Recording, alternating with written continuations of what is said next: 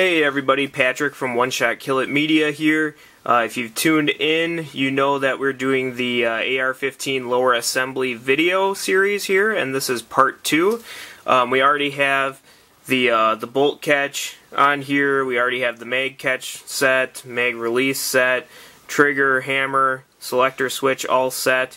Our grip is attached, the BCM Gunfighter Grip Mod 3. And this is all on the Midwest Industries billet lower. So what we're going to do next here is we're going to take what's left of our CMMG parts kit, our buffer retainer and our takedown pin, and we're going to go ahead and put that together and install it along with the BCM Gunfighter stock and mil-spec buffer tube. So let's go ahead and get started. Alright, here we go. So let's go ahead. We're going to take out the BCM Gunfighter stock. We've got our castle nut, the plate, we've got our spring, and we've got our standard buffer here too. So we're going to go ahead and get these parts put together so that we can get this lower completed. Alright, so we're going to start by removing the actual castle nut here. And we'll also remove the plate. There we go. Then next what we're going to do is screw our castle nut back on all the way down to give us enough room to screw into the lower. So we screwed our castle nut back on, we went ahead and put our plate back over right next to it, so now we're going to be able to go ahead and screw this buffer tube extension right back into the lower itself. So let's go ahead and get that done. Okay, so now what I'm doing here is I'm screwing the actual buffer tube onto the lower here. So we're going to go ahead and do that. But the thing we have to keep an eye out for is the following. So what you'll notice here is your buffer tube is going to get to the point where it will actually cross over the hole where you're supposed to put your buffer retainer and your buffer retainer spring. So we're going to go ahead and put those two items in there first before we put that tube in any further. So let's go ahead and do that. So we're going to take our spring, put it in, and we're going to take our buffer retainer and we're going to put that over the spring.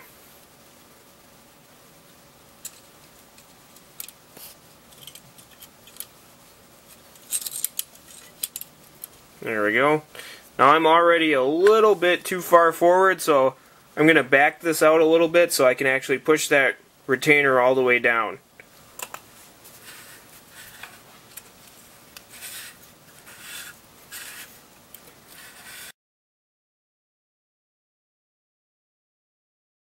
But there we go. So what we're going to do is go ahead and screw that in until we can't anymore. And we hit that breaking point. So next what we're going to do is push this plate over a little bit. Put our takedown pin detent in. And then we should be all set to go. Alright. So we've got our buffer retainer in already. Next what we need to do is put the final touches on the actual lower and basically put this takedown pin in there. So we're going to go ahead and place the takedown pin in a little bit here. Then we're going to take our detent and we're going to put it right down. There's a little space for it. Then we're going to put our spring on top of that detent. And then this little plate, we're going to shimmy that over, and that'll actually hold that spring in. And we can see that the pin won't pivot at all, so that means that the detent's holding it where it needs to be right now. So that's good. So let's go ahead and get this pressed down. So notice right here, we've got our spring. It's pushing the detent in here for the actual takedown pin. So we've got that all set, and what we're going to do is the plate will go ahead and keep that in place, keep pressure on it. So then after this, we're going to go ahead and tighten everything up. I've got the plate here tightened up. You can see there's pressure on it when I let up. That spring's pushing against it. And then we also have the buffer tube in as far as it can go without actually shearing off the stop here. So you can see that this still has the ability to move. So what we're going to do is tighten down the castle nut. We tighten the castle nut by hand to make sure that everything stays tight. Take an armorer's wrench and actually tighten it down, you know, really well. Now I've done this without an actual block vise or anything like that before, so some people might be comfortable with that, some might not. You do tend to mar some of the metal because you don't have a really strong hold point. But either way, I mean, this does the trick if you don't have like a vise or a block and everything in front of you. So I'm going to go ahead and tighten this down.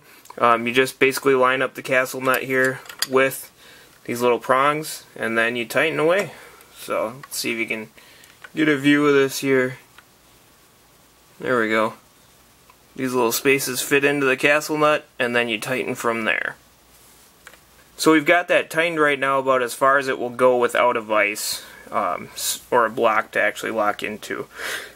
So there we go. So that's nice and tight. Put our spring and buffer in next. Alright, so we have our almost complete lower, and what we're going to do next here is we're going to take our spring for our buffer, and we're going to go ahead and basically just insert it into the buffer tube.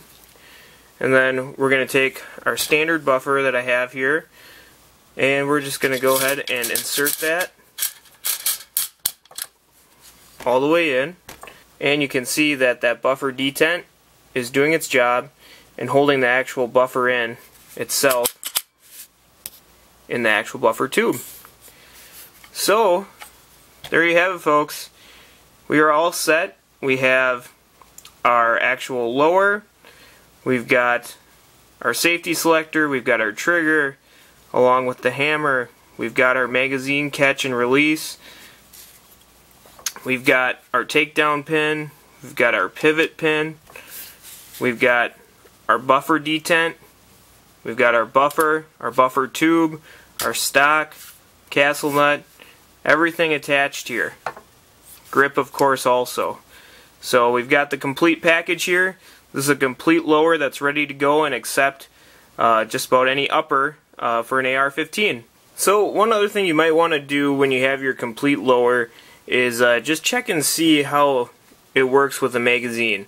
You know, you might want to make adjustments and so on to your actual mag release. Sometimes you have to go a little tighter, sometimes a little looser. So you just want to check and see, you know, how that works overall. Make sure your bolt catch is catching here on the empty mag and coming up. And then, you know, when you let go, does it drop the mag? You know, so in this case, yes, it does. So next I'm going to go ahead and show you what it looks like when I put my Cross Hills Technology Ambi XSR series on top of this lower, and on top of that we're going to go ahead and put the addable 4x32 scope. Alright, thanks for watching. Again, as always, like, comment, subscribe, and tell your friends about One Shot Kill It Media. We want to get the word out about what we're doing here and give people good information on firearms and much, much more.